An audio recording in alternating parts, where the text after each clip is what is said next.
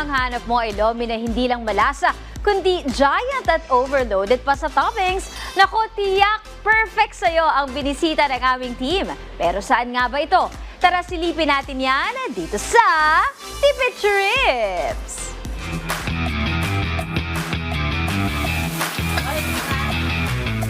Isa sa pinakasikat na pagkain sa Batangas, ang lomi. Bakit nga ba hindi?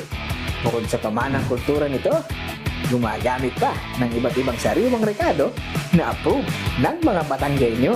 Kasi talaga namang authentic yung lomi. Kasi yung ingredients, yung meaty, galing talagang Batangas. At kapag pinagsama-sama na, nabubuo ang timpla ng mga putahin, may magagandang kwento. Meron kaming magandang kombinasyon dito. Ito talaga, I really have to give credit sa aking asawa. Talagang love niya ang pagkain. Lahat ng ingredients na kailangan nila ay binibigay namin at hindi namin tinitipid. Food trip na muna ang trip natin dahil hindi dapat palampasin ang trending Giant Lomi Overload sa Quezon City. Paano puntahan? Biyahe tayo sa Tipid Trips. Mula sa Roosevelt, bus lang tayo papunta sa EDSA Kamuning Station. 23 pesos lang yan.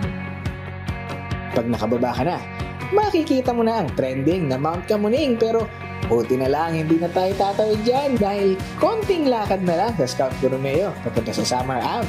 At makikita mo na ang creamy Giant Lomi Overload ng QC.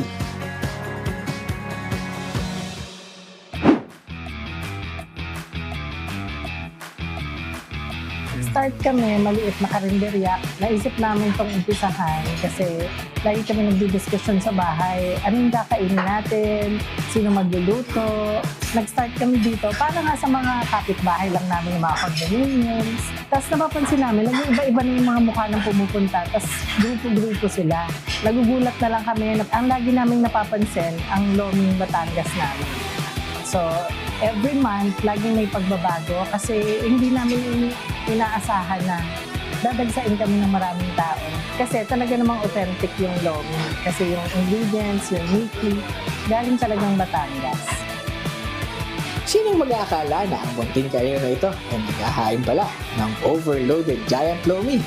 Na sa halagang 350 pesos, may Giant Lomi ka na puno ng giniling, itlog, crispy kikiam balls, homemade lumpiang Shanghai, putok-batok na chicharong bulaklak, atay, at syempre, chicharon na available in 3 different sizes. Depende na lang sa gusto mo, pero sa laki at dami ng serving, hindi mo na alam kung paano kakainin.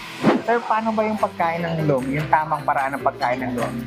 Ang lomi ay kinakain usually with a condiment na naglalaman ng kalamansi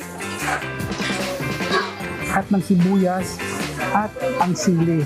Hindi ka agad yan hinahalo with the lomi, sa lomi agad.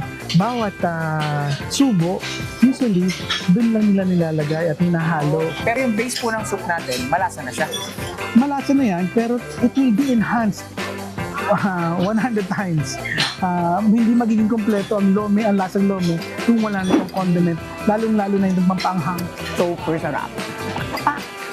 Busog at satisfied ang cravings dahil bukod sa lomi, naghahain din sila ng original Gotong Batangas, affordable silog meals, sizzling sisig, inihaw, at marami pang iba.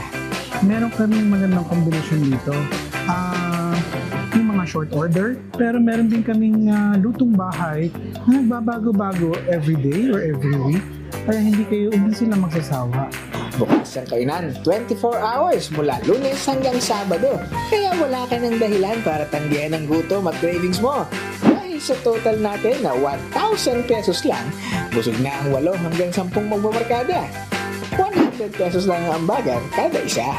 Ang lomi talaga, kapag sinabi mong loming Batangas, sa Batangas mo lang matitikman mo.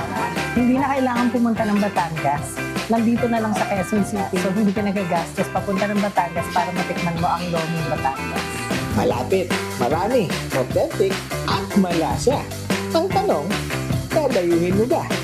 Biyahe tayo ulit sa susunod na Tipid Trips.